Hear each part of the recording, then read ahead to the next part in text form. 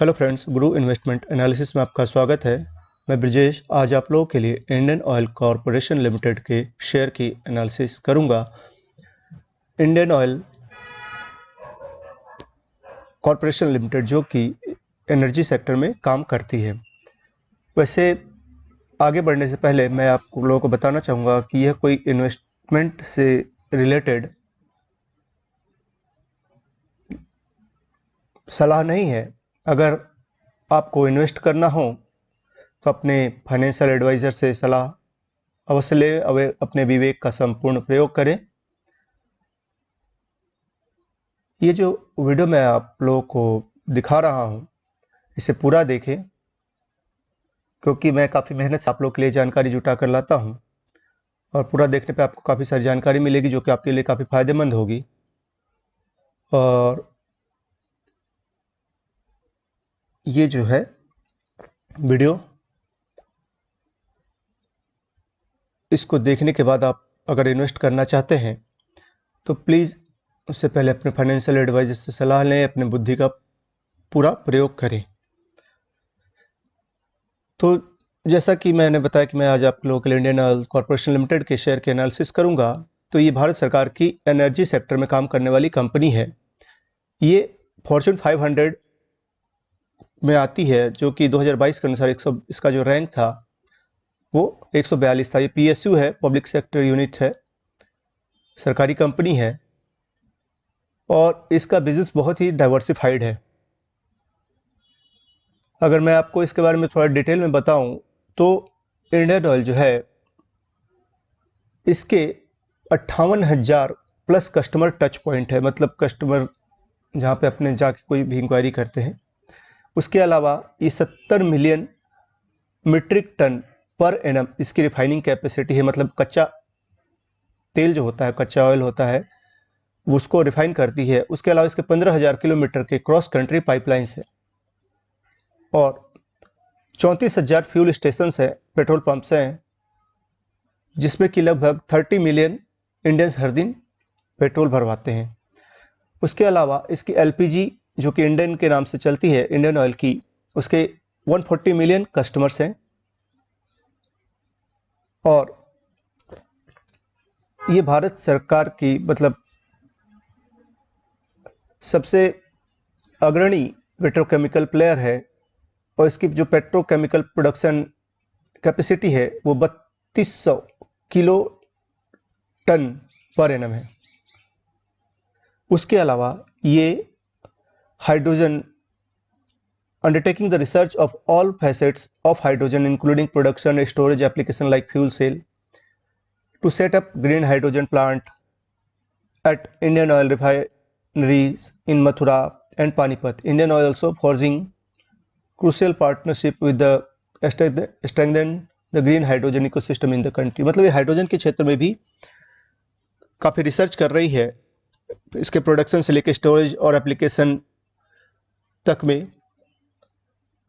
और इसने अपने पानीपत और मथुरा के जो प्लांट्स हैं उसमें भी इसके हाइड्रोजन प्लांट्स को, ग्रीन हाइड्रोजन के प्लांट्स को इस्टेब्लिश किया है। उसके अलावा ये जो है सिटी गैस डिस्ट्रीब्यूशन में भी काम करती है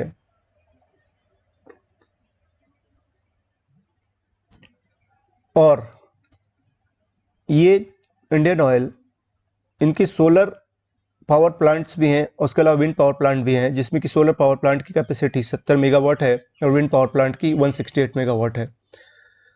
तो लगभग टोटल इनका जो रिन्यूएबल एनर्जी कैपेसिटी है वो 240 मेगावाट का है। और ये इजराइल की कंपनी के फिन एनर्जी के साथ इनने IOC फिन एनर्जी लिमिटेड नाम की कंपनी बनाई है, जो कि एल्यूमिनियम एयर बैटरी की टेक्नोलॉजी पे काम कर रही है। और इंडियन ऑयल ने पूरे देश में 2000 इलेक्ट्रिक व्हीकल चार्जिंग स्टेशन अपने जो इनके पेट्रोल पंप से उस पर इस्टेब्लिश किया है।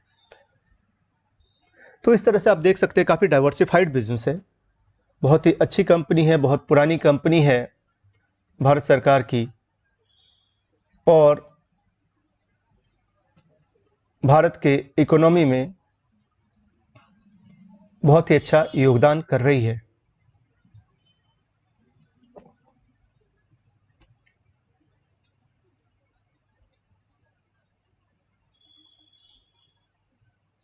उसके अलावा इसमें इनने एक इंडोर सोलर कुकिंग सिस्टम बनाया है, मतलब सोलर कुकर जो कि आप घर के अंदर रख सकते हैं, जो कि सूर्य की ऊर्जा से चलती है। तो इस तरह से काफ़ी सारे इनके जो डाइवर्सिफाइड बिजनेस है, जिससे कि कंपनी बहुत अच्छा ग्रोथ कर रही है और भारत की इकोनॉमी में बहुत अच्छा योगदान दे रही है। अगर हम इसके प्राइस की बात करें तो इसका जो 19 जून 2023 को प्राइस है 91 रुपये 80 पैसा है। पिछले एक साल का इसका जो रिटर्न है वो 23 रुपये 10 पैसे का है, मतलब 33.62% का इसने रिटर्न दिया है पिछले एक साल में, आप देख सकते हैं।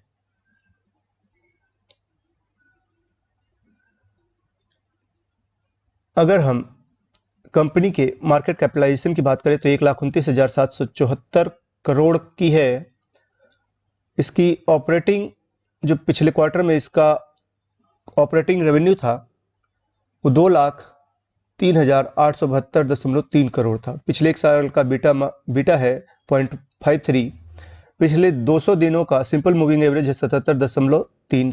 सिंपल मूविंग एवरेज का मतलब कि पिछले 200 दिनों में जो उसके प्राइस है वो उसका मूविंग एवरेज 77.3 है, और 26 दिनों का एक्सपोनेंशियल मूविंग एवरेज जो है 89.3 है। प्राइस टू बुक रेशियो इसका 0.9 है। पिछले क्वार्टर में इसने 10,289.8 करोड़ का प्रॉफिट किया है। पिछले 30 दिनों का सिंपल मूविंग एवरेज 88.9 है। एवरेज ब्रोकरेज टारगेट जो है 102.29 है। तो इस तरह से देख सकते हैं काफ़ी अच्छी कंपनी है। अगर हम कंपनी के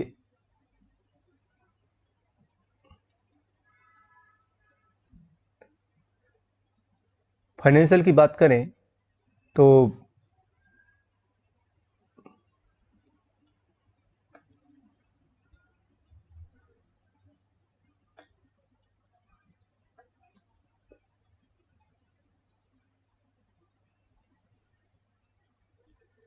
इस क्वार्टर में इनने 2,05,087.5 करोड़ का रेवेन्यू किया था।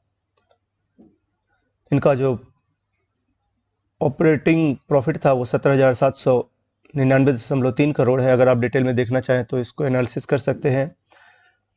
इनका प्रॉफिट बिफोर टैक्स था 13,669.1 करोड़ और नेट प्रॉफिट था 10,289 करोड़।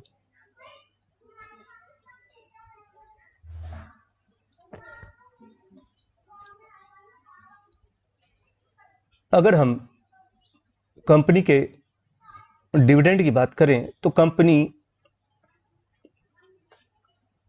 2003 से आप देख सकते हो रेगुलर डिविडेंड देती आ रही है, और कई बार साल में 2-3 बार भी डिविडेंड दे देती है। जैसे 2022 में ही इनने 2 बार डिविडेंड दिया, एक बार 4 रुपये का, एक बार 2 रुपये 40 पैसे का, मतलब 6.40 रुपये का डिविडेंड दिया है। इसी तरह 2021 में इनने 4 बार दिया है, देख सकते हैं आप जैसा कि मेरी स्क्रीन पे। तो ये 7, 3, 10, 12, 5, 17 रुपये का डिविडेंड दिया है। तो इस तरह से देख सकते हैं कि आप ये डिविडेंड भी बहुत अच्छा देती है। और अगर हम कंपनी के शेयर होल्डिंग पैटर्न की बात करें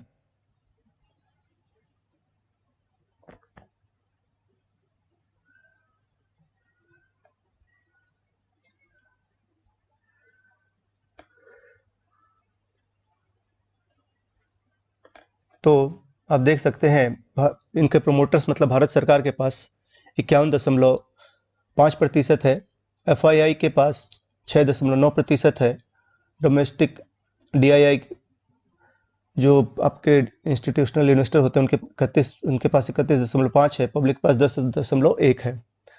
और अगर आप देखें तो FII ने हालांकि अपनी इसमें होल्डिंग कम की है पिछले 3-4-5 क्वार्टर से, लेकिन अब हमारी जो DII हैं उनकी देखें तो आपकी ये बढ़ी हुई है होल्डिंग कि जैसे आप देख सकते हो यहाँ पे मार्च 2022 में 11.4 से यहाँ पे जून 2022 में 11.6, सितंबर में 2022 में 30.8, दिसंबर 2022 में 31.1 और अभी 31.15। तो इस तरह से इसके जो DIA है उनने अपनी होल्डिंग्स बढ़ाई है, क्योंकि काफ़ी आशान्वित है कि काफ़ी अच्छा रिटर्न देगी। और अगर हम कंपनी के बोनस का मतलब आप लोग समझते होंगे, आई होप, कि कंपनी जैसे अपने जो भी शेयर धारक होते हैं उनको बोनस देती है।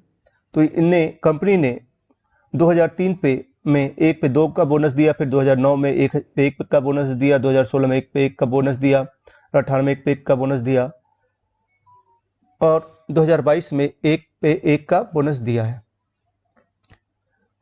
तो आप देख सकते हैं कंपनी रेगुलर बोनस भी दे रही है। और इस बोनस का फायदा क्या होता है, मैं आपको वो समझाता हूं। ये देखिए, जैसे मान लीजिए आपने 2002 में आपने 10 शेयर 7 रुपये 94 पैसे, जो कि मैं 2002 के किसी डेट का प्राइस है शेयर का, वो यहाँ पे लिया है। तो 2002 में अगर आपने सिर्फ 10 शेयर 7 रुपये 94 पैसे में लिया होता तो आपका टोटल इन्वेस्टमेंट कॉस्ट 79 रुपये 40 पैसे, जो कि आपके ब्रोकरेज चार्जेस वगैरह मिला के कुछ 80-82 रुपये पड़ता। तो उसके बाद फिर कंपनी ने, अब आगे देखिए, जैसा कि मैंने आपको दिखाया बोनस शेयर 2003 में, अगर आप इसको लॉन्ग टर्म में रखते हैं, जिन्होंने भी रखा होगा, तो 2003 ने 1 पे 2 का बोनस दिया। मतलब जिसके पास 10 शेयर होंगे वो 20 शेयर का उनको बोनस मिल गया, तो टोटल उनके पास शेयर हो गया 30, क्योंकि एक शेयर पे उन्हें 2 शेयर का बोनस दिया। तो 10 शेयर के हो गए 20 शेयर, तो 20 प्लस 10 बराबर 30 शेयर हो गए। अब यहाँ पे इसकी जो प्राइस है 2003 में वो 13 रुपये 43 पैसे। तो उनका जो 80 रुपये का इन्वेस्टमेंट है वो 402 रुपये 9 पैसे हुआ, 90 पैसे हुआ, और उनको टोटल 507% का रिटर्न मिला। फिर कंपनी ने, अगर किसी ने यहाँ पे इसको फिर से रखा होगा, कंटिन्यू किया होगा, मतलब इस 10 शेयर को अगर कंटिन्यू किया होगा आपने, तो 2009 में फिर से कंपनी ने 1 पे 1 का बोनस दिया। तो आपको पास 30 शेयर थे, 30 शेयर पे आपको 30 शेयर और मिले, तो आपके पास हो गए टोटल 60 शेयर। उस समय कंपनी शेयर का भाव 35 रुपये 91 पैसे। तो आपके पास टोटल हो गया कि आपका जो 80 रुपये का जो अमाउंट था आपने इन्वेस्ट किया था, वो आपका हो गया 2154.60। टोटल आपको रिटर्न मिला 2714% का। फिर 2016 में कंपनी ने बोनस दिया 1 पे 1। तो आपका ये जो 60 शेयर है, आपके पास 60 शेयर था, 60 पे आपको 1 शेयर पे 1 शेयर का बोनस मिला, तो आपके हो गए 120 शेयर। उस समय भाव हो गया 71 रुपये 11 पैसे। तो आपका जो 80 रुपये था वो हो गया 8533.2%। टोटल आपको 10,747% का यहाँ पे रिटर्न मिल गया।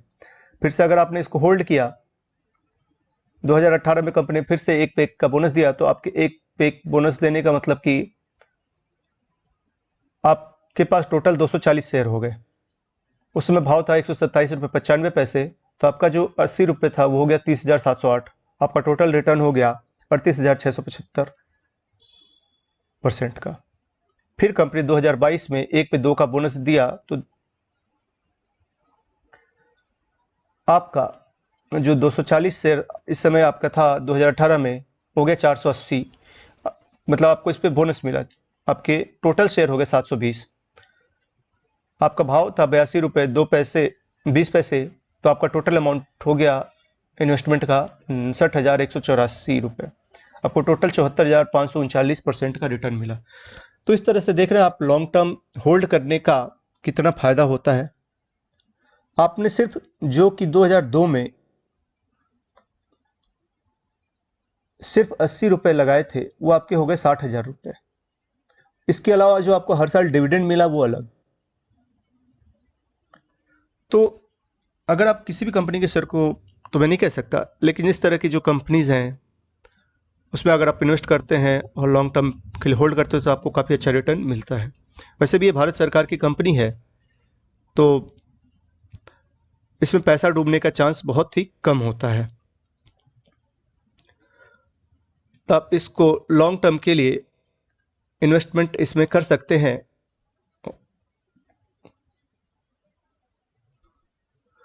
लेकिन जैसा कि मैंने पहले ही आपको बताया कि ये कोई इन्वेस्टमेंट की सलाह नहीं है, ये सिर्फ मैंने आपको एजुकेशनल पर्पज से ये सारी जानकारी दी है। अगर आप इसमें इन्वेस्ट करना चाहें तो प्लीज़ अपने फाइनेंशियल एडवाइज़र की सलाह लें, अपने विवेक का प्रयोग करें और थोड़ा थोड़ा करके इन्वेस्ट करें। अगर लॉन्ग टर्म में इन्वेस्ट करना चाहते हैं, आप क्वार्टर टू क्वार्टर रिजल्ट भी इसका ऑब्जर्व कर सकते हैं। थोड़ा थोड़ा करके इन्वेस्ट करें जिससे कि आपको नुकसान कम से कम हो। अगर आप एक ही समय, क्योंकि आपको किसी भी समय पता नहीं होता कि कब किसी भी शेयर का प्राइस ऊपर जाएगा या नीचे जाएगा, तो अगर आप थोड़ा थोड़ा करके इन्वेस्ट करेंगे तो अपने जो भी आपकी कैपेसिटी हो उसके हिसाब से थोड़ा थोड़ा करके इन्वेस्ट करें तो आपका नुकसान कम से कम होगा।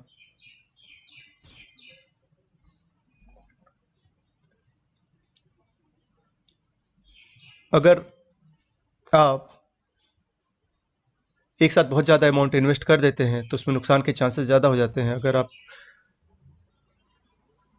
खासकर अगर वो पैसा आपका बहुत ही अर्जेंट हो तो कभी भी पैसा, जो आपका अर्जेंट पैसा हो, वो पैसा इन्वेस्ट ना करें। मतलब जिसकी ज़रूरत आपको हमेशा समय पड़ती रहती है, वो पैसा कहीं से उधार लेके इन्वेस्ट ना करें। हमेशा आपके पास जो एक्स्ट्रा सेविंग्स हो उसे ही इन्वेस्ट करें, जो कि आपके बैंक में अकाउंट में यूँ ही पड़ा हुआ, उसके कोई यूज़ नहीं है कुछ समय के लिए, उसको इन्वेस्ट कर सकते हैं और लॉन्ग टर्म में अच्छा प्रॉफिट बना सकते हैं। थोड़ा थोड़ा कर इन्वेस्ट करेंगे आप तो उससे आपको कभी भी नुकसान जो है बहुत कम मात्रा में होगा, अगर आप उस शेयर से निकलते भी हैं तो इतना कहकर मैं अपनी वाणी को विराम देता हूँ। वीडियो यहाँ तक देखने के लिए आपका धन्यवाद। अगर आपको मेरी वीडियो अच्छी लगी हो प्लीज़ चैनल सब्सक्राइब करें, वीडियो लाइक करें, मुझे सपोर्ट करें और वीडियो शेयर करें, कमेंट करें। कोई सुझाव देना हो तो भी दे सकते हैं। वीडियो देखने के लिए आपका धन्यवाद।